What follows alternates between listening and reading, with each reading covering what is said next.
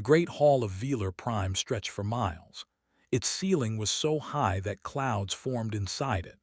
Thousands of alien representatives sat in floating chairs, arranged in circles that rose up like a mountain. At the center stood a single platform where the most powerful being in the galaxy waited to speak. High Chancellor was tall and thin.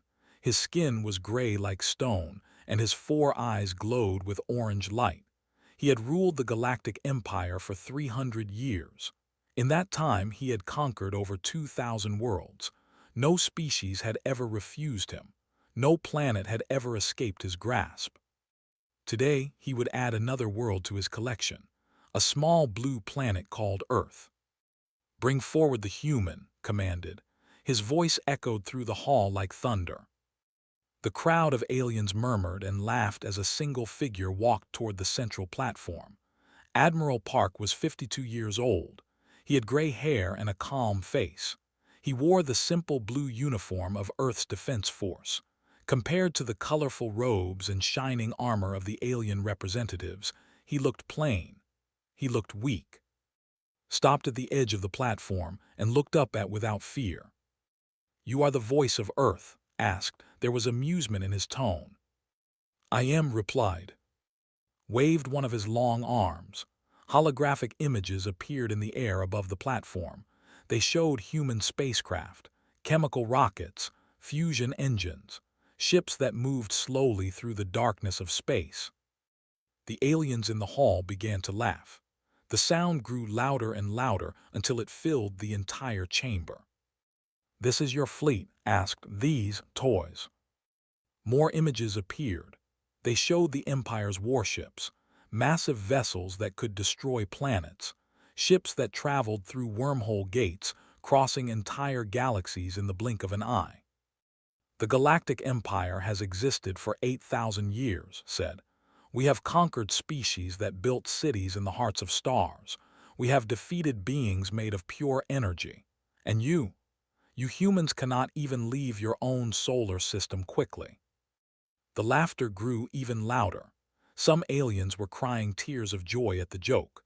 A small, primitive species daring to stand before the mighty empire. Raised his hand for silence. The hall became quiet. "Earth has 30 rotations to surrender," he announced. "You will accept imperial rule. You will give us your resources. You will serve the empire if you refuse." He paused and smiled. It was not a kind smile. "We will turn your world to ash." Every eye in the hall turned too. They expected fear.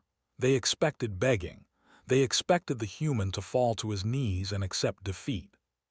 Instead, straightened his back and spoke in a clear voice. "We respectfully decline." For a moment there was complete silence. Then the laughter began again, louder than before. Himself laughed, a deep rumbling sound that shook the platform. "Foolish creature," said. "Go back to your dying world. Tell your people to prepare for destruction." Bode slightly turned and walked away. The aliens threw insults at him as he passed. They called humans stupid. They called them weak. They called them already dead. Did not respond. He simply kept walking until he reached his small shuttle and left Velar Prime behind.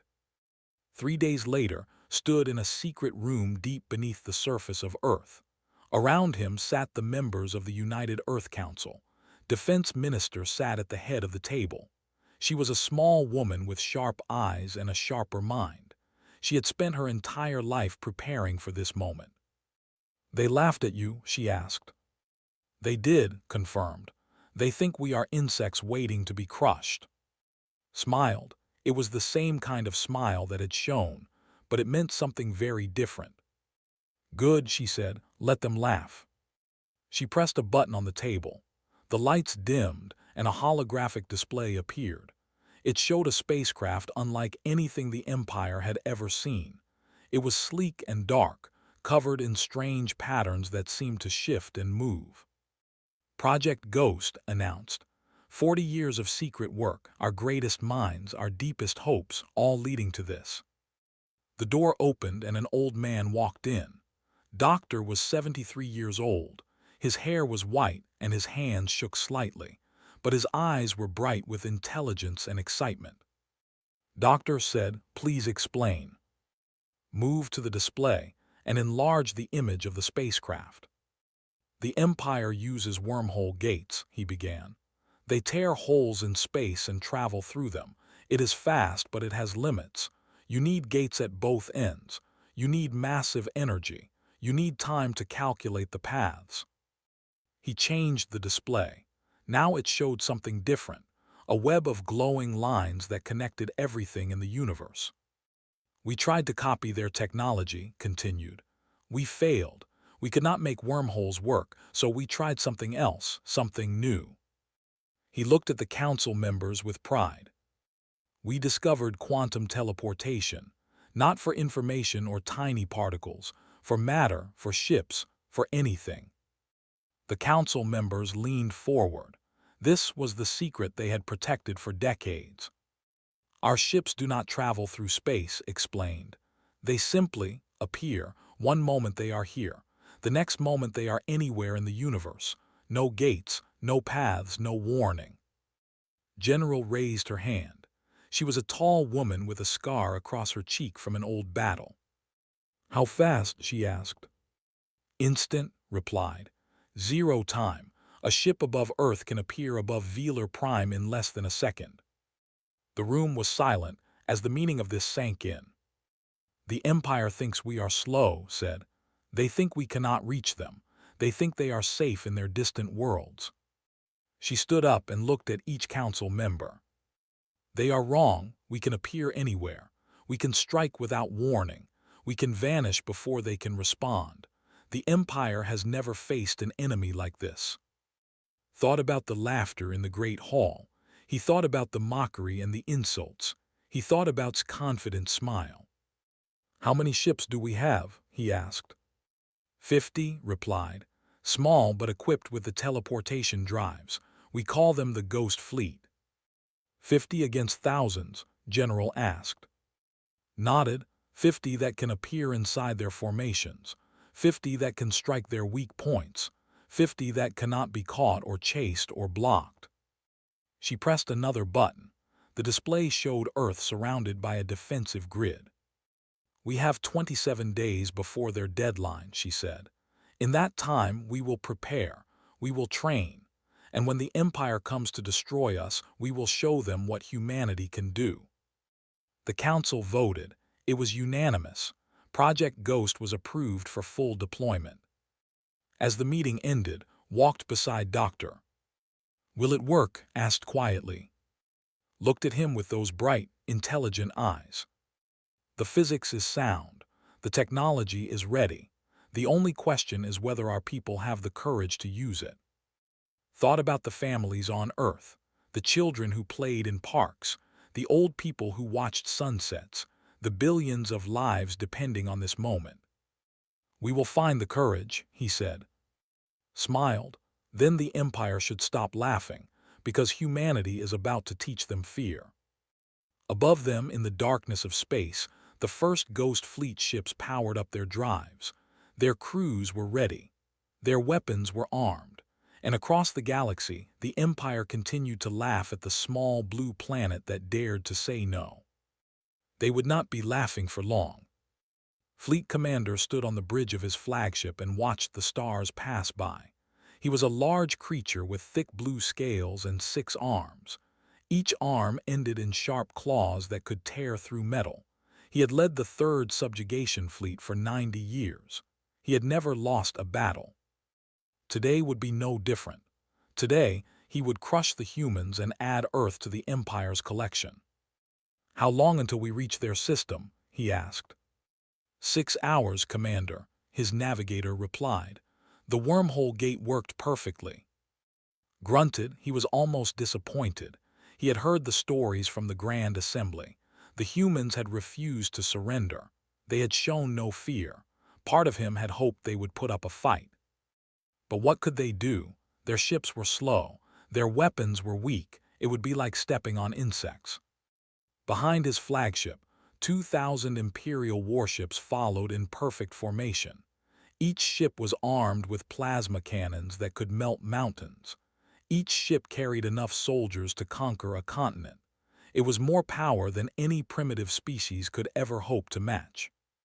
6 hours later, the fleet emerged at the edge of Earth's solar system, studied the sensor readings with his 4 small eyes. "Where is their defense fleet?" he asked. "Scanning now, Commander," the sensor officer worked quickly. "I am detecting 50 ships near the 4th planet." 50 laughed. "They send 50 ships against 2,000. The bridge crew joined in the laughter. This was going to be even easier than expected. "Show me these ships," ordered. The main screen displayed the human fleet. The ships were small and dark. They looked almost invisible against the blackness of space. There were no visible weapons, no shields, nothing impressive at all. "What a joke," said. "All ships advance. Destroy the human fleet, then proceed to their planet. We will be home before dinner." The Imperial fleet moved forward. 2,000 ships, each one larger than the entire human fleet combined. They spread out in attack formation, ready to surround and annihilate the enemy. On board the Phantom One, Captain Lee watched the Imperial fleet approach. He was 35 years old with short black hair and steady hands. He had trained his whole life for this moment. "They are coming fast," Lieutenant Iam reported. She sat at the tactical station, her fingers ready on the controls. 2,000 ships, heavy weapons armed. "Let them come," said calmly. Specialist looked up from his engineering station. "Teleportation drives are at full power, Captain. All 50 ships report ready." Opened a channel to the entire fleet. "This is Captain Lee to all Ghost Fleet ships. Remember your training, remember why we are here.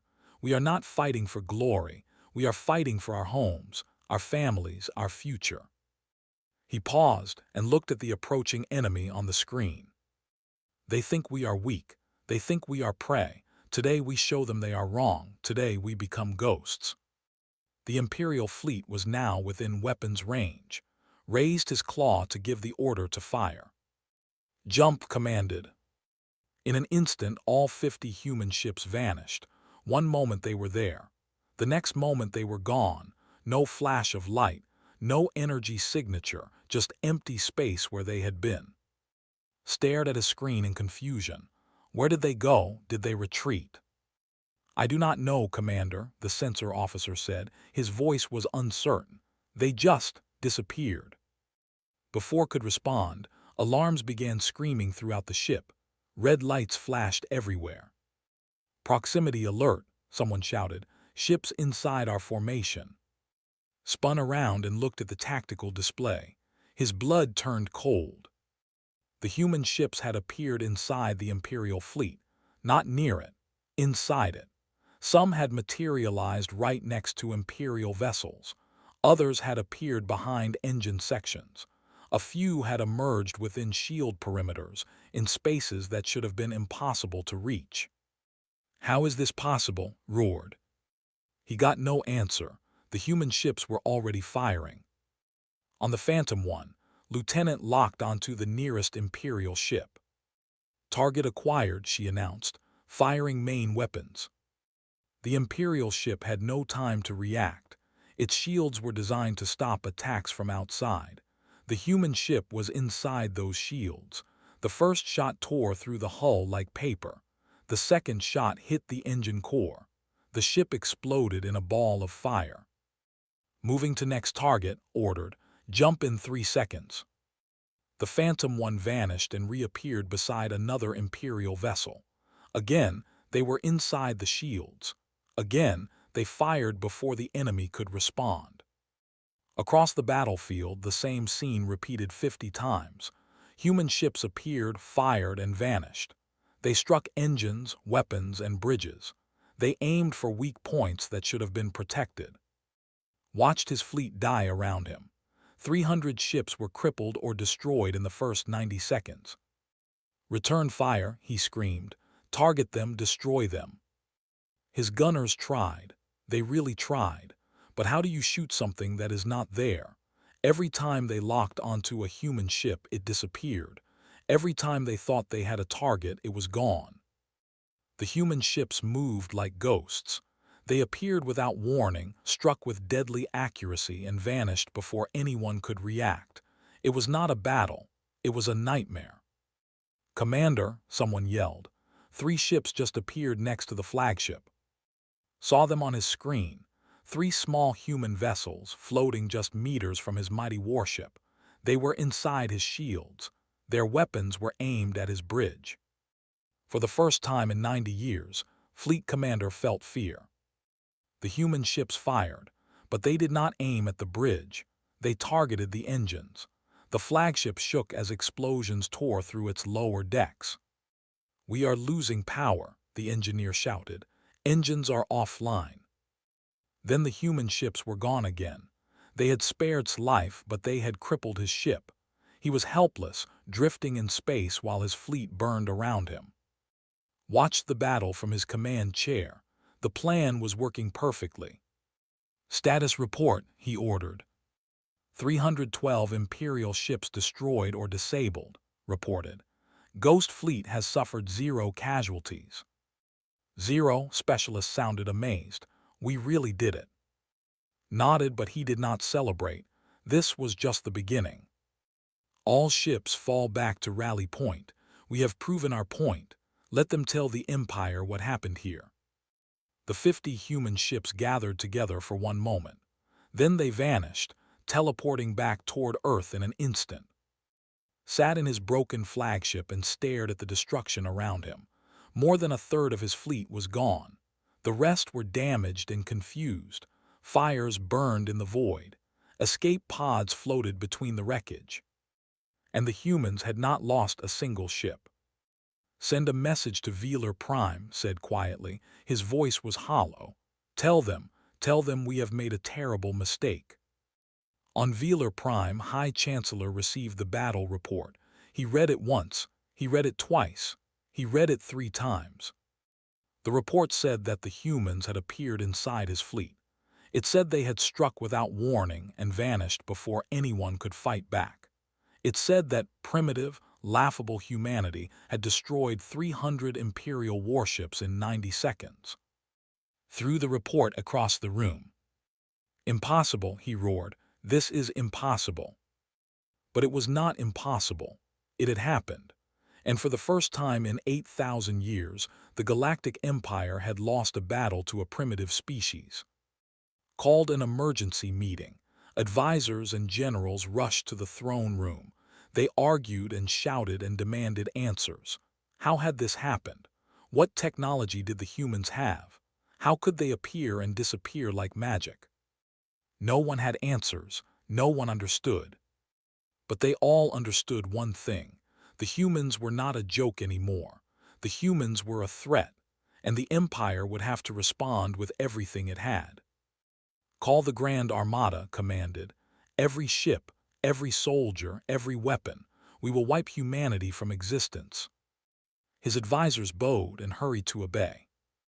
On Earth, Admiral received the report of the battle with quiet satisfaction.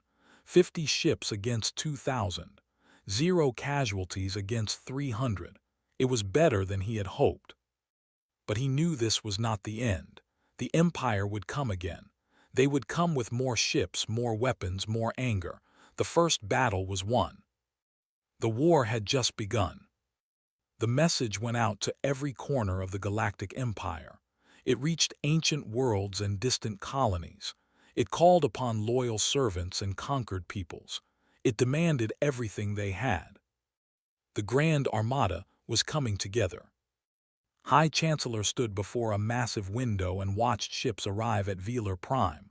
They came through wormhole gates in endless streams. Battleships, cruisers, destroyers, carriers filled with fighters. More ships than most species had ever seen.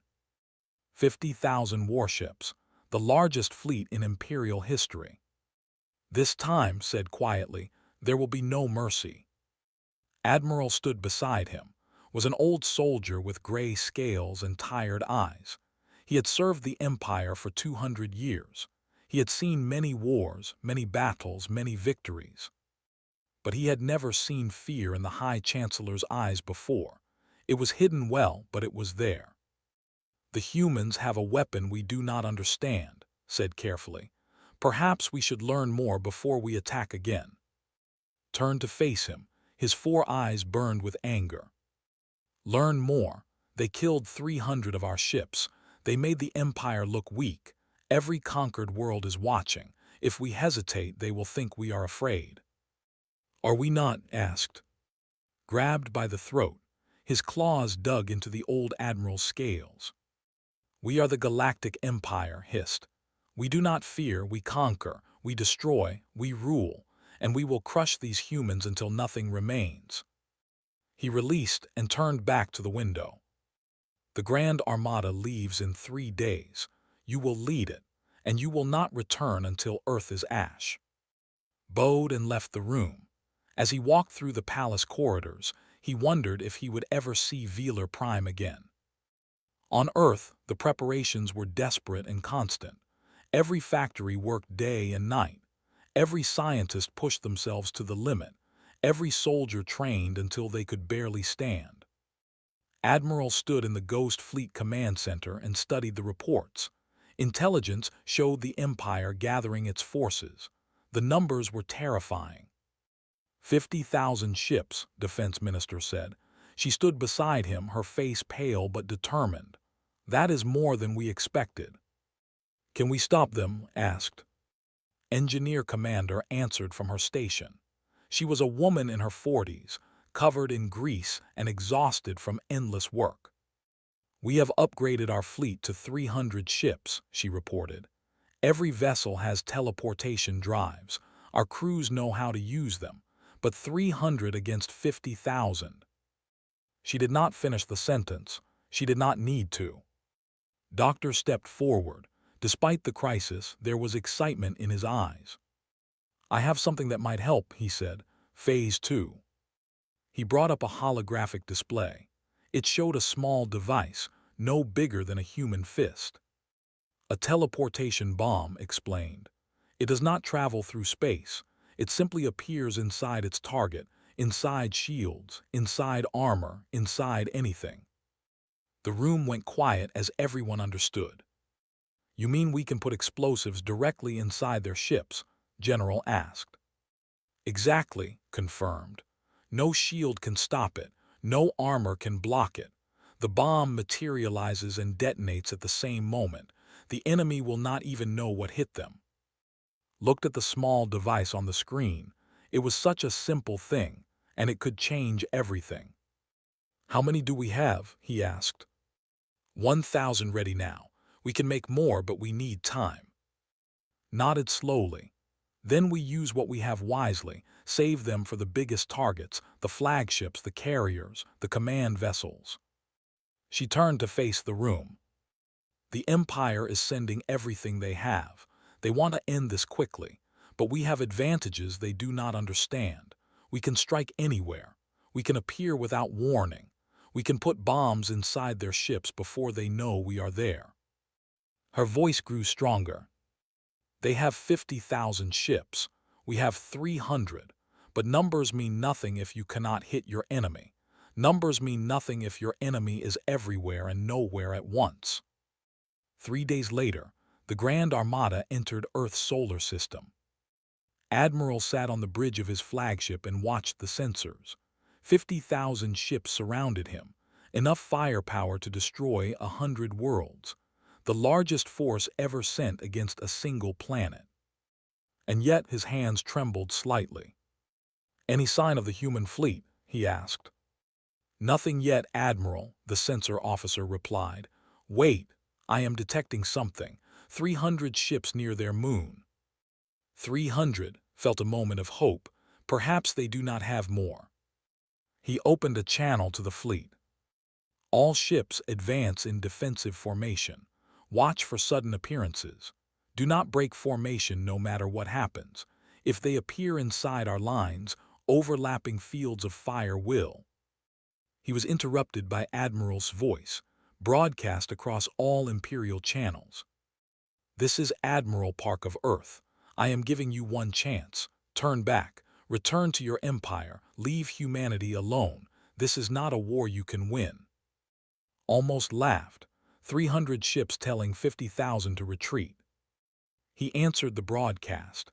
This is Admiral of the Grand Armada. You fought well against a small force, but this is different. Surrender now, and some of your people may be allowed to live as servants. There was a long pause, then spoke again. I tried, remember that. The channel closed, and the battle began. The human ships did not wait. They vanished from near the moon and appeared throughout the Imperial formation. Just like before, they materialized inside shield perimeters. Just like before, they struck without warning. But this time the Empire was ready. Ships fired in all directions. They accepted hits from friendly fire if it meant killing a human vessel. They fought with desperate fury. And the humans adapted. Captain teleported the Phantom One beside an Imperial carrier. Lieutenant fired at its launch bays, destroying dozens of fighters before they could take off. Then they jumped away before the return fire could find them. New target ordered, the big one near the center. The Phantom One appeared next to a massive battleship, but this time something was different. The battleship had no shields up, its weapons were powered down, and small objects were flying from its hull. Are those started? Teleportation bombs, realized. Jump now. They vanished just as the Imperial battleship exploded. The enemy had turned one of their own ships into a trap, hopping to catch human vessels when they appeared beside it. Clever, admitted, but not clever enough. Across the battlefield, the Ghost Fleet struck again and again, but the Empire learned and adapted. They clustered their ships together, creating overlapping fields of fire. They sacrificed damaged vessels to create traps. They fought with everything they had. Still, they were losing.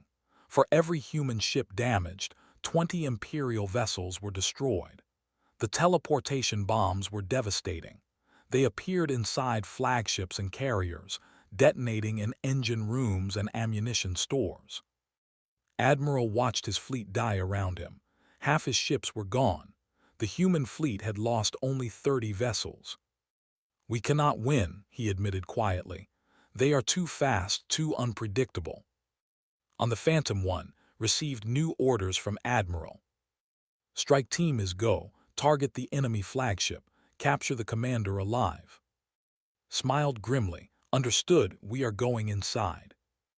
The Phantom One teleported directly into the hangar bay of flagship. The ship appeared out of nowhere, its ramp already lowering. Human soldiers poured out, their weapons blazing. Lieutenant led the assault team. She moved through the corridors with deadly precision, stunning Imperial guards and securing key positions. Specialist headed for the engine room to disable any self-destruct systems. Led a squad directly to the bridge. The doors burst open. Imperial officers reached for weapons, but soldiers were faster. In seconds, the bridge was secured. Admiral stood alone, surrounded by humans. He looked at their determined faces, their steady weapons, their complete lack of fear. How, he asked, how did you do this? Stepped forward. You thought we were primitive because our ships were slow, but we did not need fast ships. We needed ships that could be anywhere instantly. You looked at our weakness and laughed. We looked at your strength and found a way around it. Lowered his head. The Empire will send more ships. They will never stop. Then we will keep fighting, replied, until they learn that Earth is not prey, we are predators. The battle ended 2 hours later. The Grand Armada was broken. More than 40,000 ships were destroyed or captured. The survivors fled through the wormhole gates, carrying tailies of ghosts and instant death. On Velar Prime, High Chancellor received the news in silence. The largest fleet in Imperial history, destroyed by 300 human vessels. It was impossible. It was humiliating. It was the beginning of the end. But was not ready to accept defeat, Not yet. There is one more option, he said to his remaining advisors. Wake the Emperor. The advisors went pale. The Emperor had slept for 1,000 years. His power was legendary. His cruelty was worse. Are you certain, High Chancellor? One dared to ask. Stared at the reports of his destroyed fleet. The humans have started a war. The Emperor will finish it. The news spread across the galaxy like fire. The Grand Armada was destroyed. The humans had won.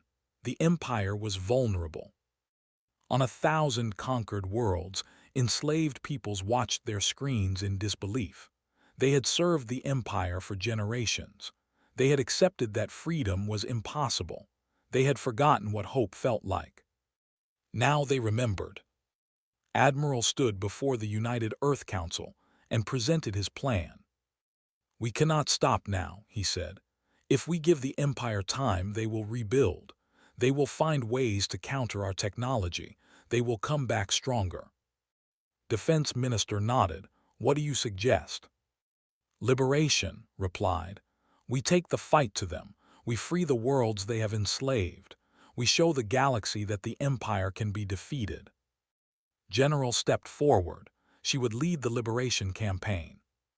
We have identified priority targets, she explained, pointing to a star map. Mining worlds where they take resources, factory planets where they build weapons, slave colonies where billions suffer under imperial rule. The council debated for hours. Some worried about spreading their forces too thin. Others feared making the Empire desperate. But in the end, they voted yes. The liberation campaign began. Commander Shin led the first mission. His target was a mining world where millions of aliens worked in terrible conditions. The Empire took everything valuable from the planet and gave nothing back. The workers died young, worn out by endless labor. Ship, the Morning Star, teleported into orbit above. The Imperial garrison detected them immediately. Unknown vessel, identify yourself, the garrison commander demanded. Smiled and opened a broadcast to the entire planet. People of my name is Commander Shin from Earth. We are here to help you. The Empire's Grand Armada has been destroyed. Their power is broken. You are no longer alone. The garrison commander screamed orders. Anti-aircraft weapons turned toward the human ship, but before they could fire, dozens of supply containers materialized on the planet's surface. Food, medicine, tools, all the things the Empire had these people. The containers appeared directly in the labor camps, bypassing all security. The workers stared at the supplies, then at the sky, then at each other. One old worker fell to his knees and wept. The garrison attacked the Morning Star. Missiles and plasma bolts filled the sky. Ship vanished and reappeared behind the garrison's main base. Lock onto their weapon systems, ordered. Disable, do not destroy. These are not our enemies. They are just soldiers following orders. The Morning Star fired precision shots that destroyed the garrison's weapons without killing the soldiers. Then it teleported again, appearing over the main government building. Imperial forces on broadcast. Your weapons are gone. Your fleet is destroyed. You have two choices. Surrender peacefully and return to Velar Prime, or stay and face the people you have been enslaving. The garrison surrendered within an hour. As soldiers secured the planet, he walked through the labor camps. The workers were thin and tired. Their eyes were hollow. Many had never known anything but slavery.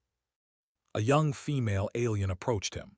She was small with purple skin and 3 eyes that shimmered with tears. Is it true, she asked, are we really free?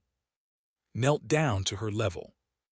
Yes, he said gently, you are free. The Empire cannot hurt you anymore. She threw her arms around him and cried. Around them, thousands of freed slaves did the same. Across the galaxy, similar scenes played out. Human ships appeared over conquered worlds, bringing supplies and hope. They struck Imperial bases with precision, disabling weapons without unnecessary killing. They offered freedom to any who wanted it.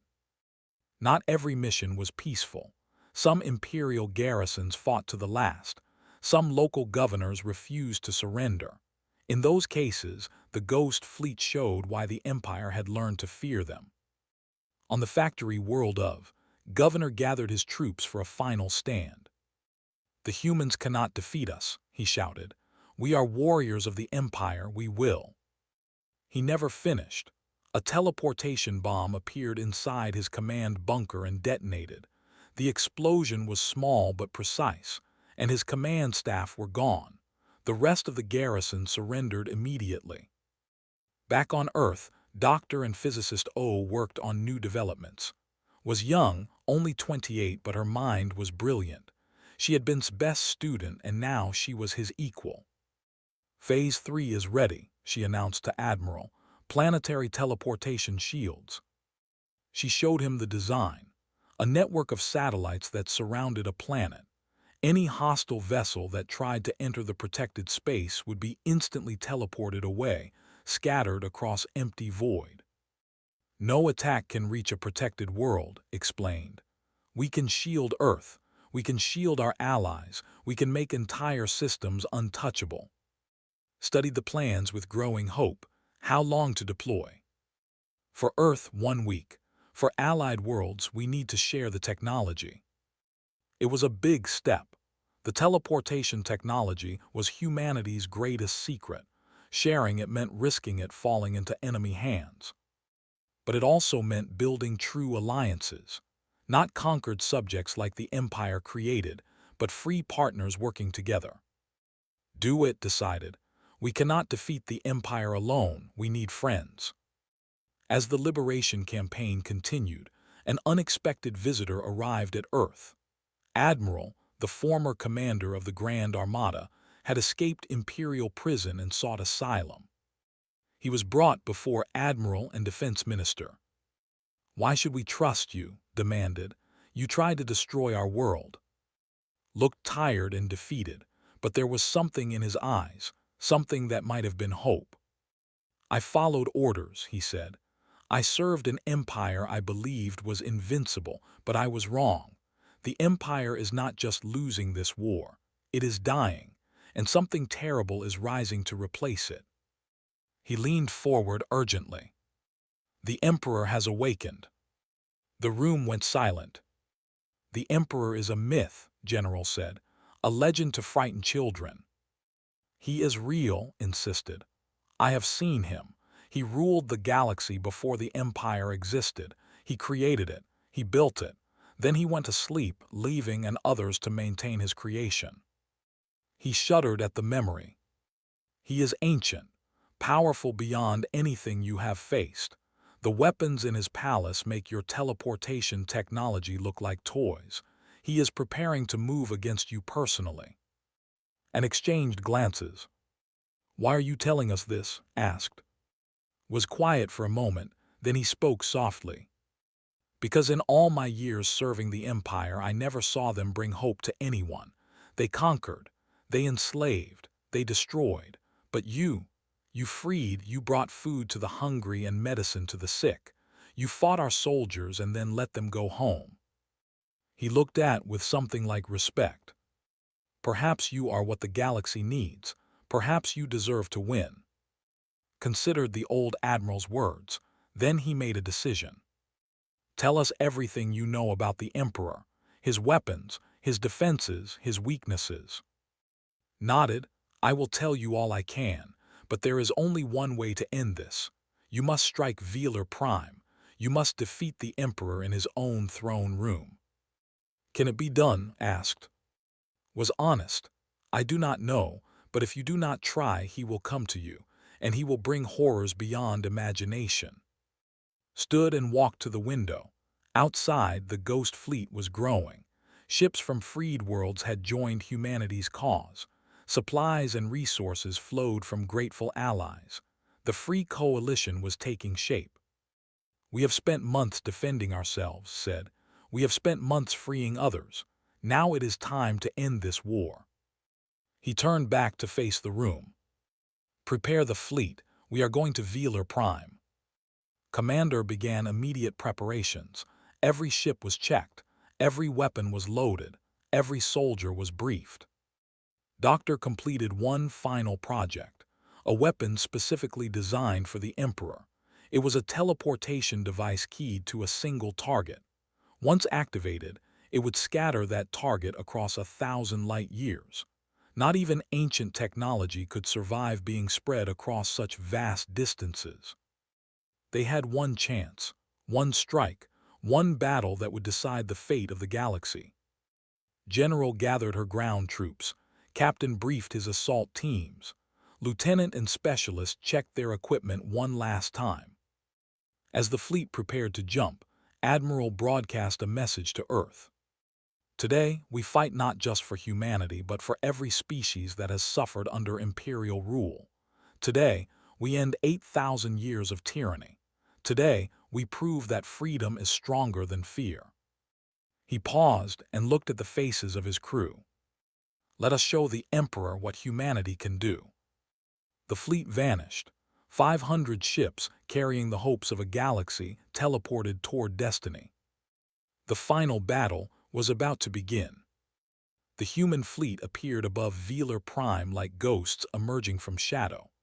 500 ships, more than humanity had ever sent into battle, materialized in perfect formation around the throne world of the Galactic Empire. But they were not alone. The Emperor's personal guard surrounded the planet. These were not normal imperial ships. They were ancient vessels, built with technology that had been lost for thousands of years. Their hulls were black as night, covered in strange symbols that seemed to move and shift. There were only 200 of them, but each one was larger than any battleship the humans had faced before.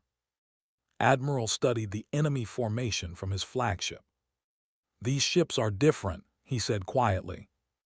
Admiral, now serving as an advisor, nodded grimly. "The Emperor's Guard. They have been sleeping since he went to sleep. Their weapons were ancient when the Empire was young." "Can we beat them?" Defense Minister asked from Earth, watching through a live feed. "We must try," replied. "Ghost Fleet, begin attack pattern Alpha." The human ships vanished and reappeared throughout the battlefield. But something was wrong. When they materialized near the ancient vessels, their weapons did not fire properly. Energy beams bent away from the black hulls. Missiles exploded before reaching their targets. "They have some kind of field," Captain reported from the Phantom One. "Our weapons cannot touch them." "Try the teleportation bombs," ordered. The bombs appeared inside the ancient ships. Nothing happened. They did not detonate. They simply fell to the floor as dead metal. Their shields blocked teleportation from the inside, Doctor realized. They learned from our attacks. They adapted. For the first time in the war, the humans faced an enemy they could not simply outmaneuver. "Fall back to long range," commanded. "Find another approach." But the Emperor's Guard did not let them retreat.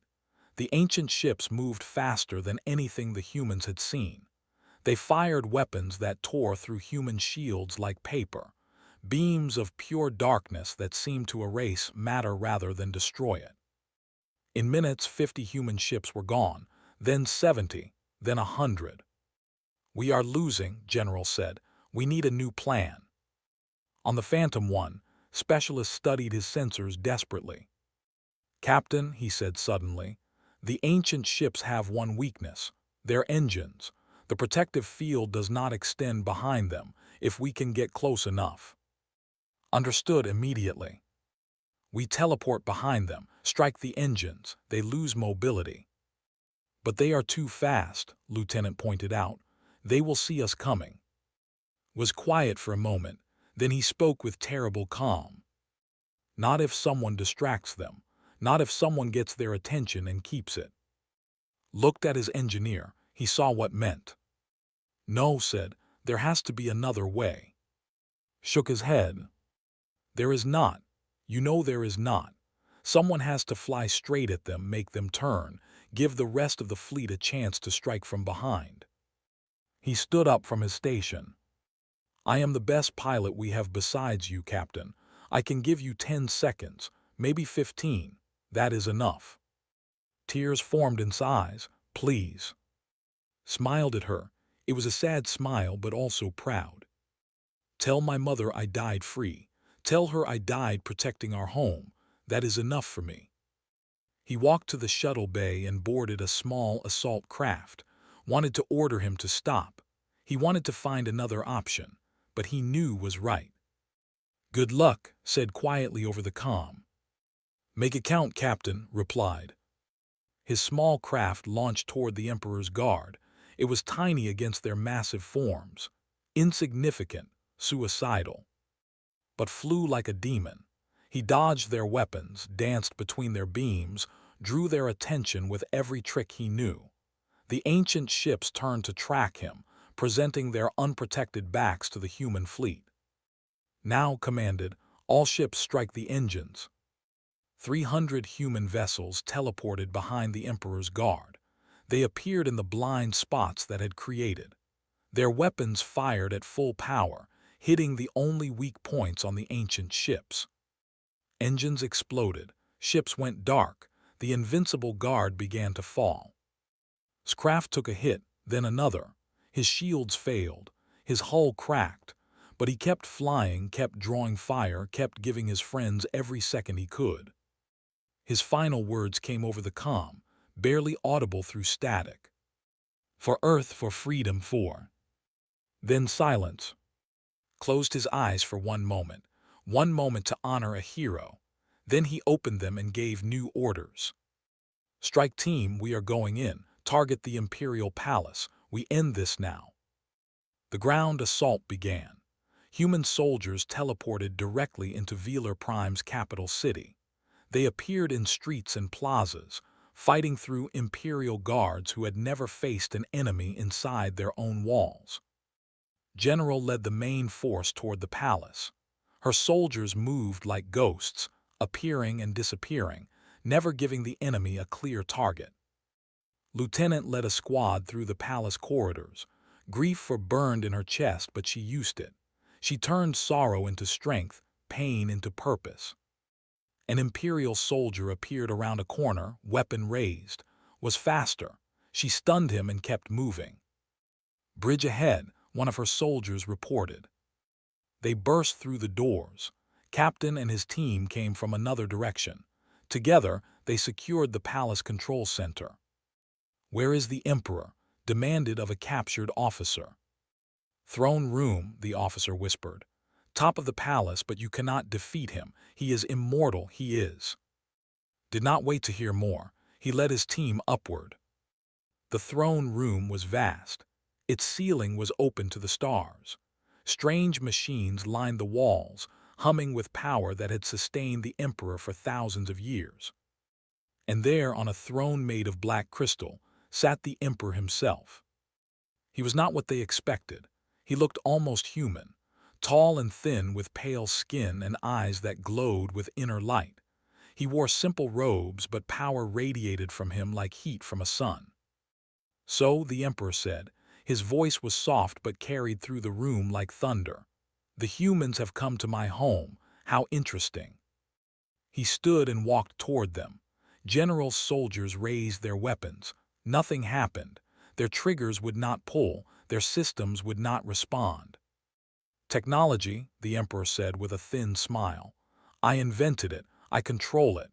Did you really think you could threaten me with machines?" He waved his hand. Soldiers flew backward, slammed against walls by invisible force. "I have lived for 12,000 years," the Emperor continued. "I have conquered galaxies. I have destroyed species that thought themselves gods, and you are insects. Clever insects, perhaps, but insects nonetheless." He stopped in front of Admiral, who had teleported in with the assault team. "I watched your war from my sleep. Your teleportation technology is impressive. I will take it, study it, improve it. Then I will use it to conquer everything that remains." Looked at the ancient being without fear. "You are wrong about us," he said.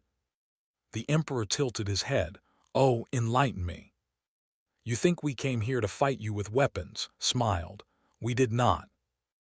Commander, hidden in the shadows, activated the final contingency, the device that Doctor had built, the weapon keyed specifically to the Emperor's unique energy signature. It did not fire like normal weapons. It simply reached out and grabbed. The Emperor's eyes went wide. For the first time in thousands of years, he felt fear. "What is this?" he demanded. "What are you doing?" "The same thing we do to everything," replied. "We teleport it." The device activated fully. The Emperor's body began to shimmer, to break apart into quantum particles. He screamed, a terrible sound that shook the palace. "You cannot, I'm eternal, I am." He was gone, scattered across 1,000 light years, spread so thin that not even his ancient technology could bring him back. Silence fell over the throne room. General slowly stood up, helped by her soldiers. "Is it over?" she asked. Looked at the empty throne. "Yes," he said, "it is over." The news spread faster than light. The Emperor was destroyed. The throne world had fallen. The Galactic Empire was finished. On 1,000 worlds, enslaved people celebrated. They danced in streets that had known only fear. They cried tears of joy. They hugged strangers and laughed at the sky. Admiral addressed the galaxy from the imperial throne room, but he did not sit on the throne. He stood before it as an equal, not a master. "The Empire ruled through fear," he said. "They conquered and enslaved. They laughed at weakness and crushed hope wherever they found it." He paused, thinking of all who had died for this moment. "We will not replace one empire with another. We offer partnership, not servitude. We offer freedom, not chains. Any world that wishes to join the Free Galactic Coalition is welcome. Any world that wishes to stand alone may do so. We will defend the weak, protect the innocent, and never again allow tyranny to rule the stars." In the months that followed, the coalition grew. Freed worlds joined willingly. Former imperial officers who had served out of fear now served out of belief. Physicists led teams that shared teleportation technology with allies.